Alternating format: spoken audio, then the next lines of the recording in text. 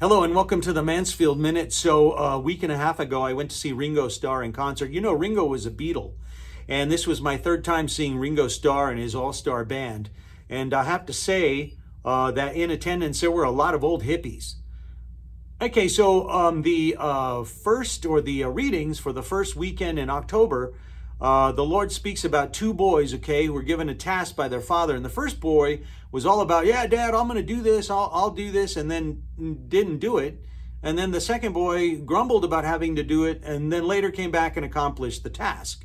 So it's the second boy is to be what's the word I'm looking for? Commended. The first boy, like, well, and there's people like that, right? Oh, I'm going to do this, I'm going to do that, I'm going to get my life together, I'm going to come back to church, and then they never do. So it's all talk.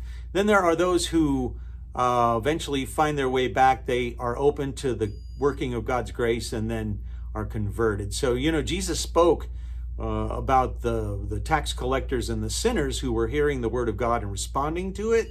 So this is why we have to continue to pray for the conversion of sinners, because we never know how the grace of the Lord is going to touch a person, right? So there's people who, after being away for so many years, come back. They find their way back. I had a guy once, was going to go to confession, old man, and I asked him, when was your last confession? He said 1945. Wow. So yeah, it happens.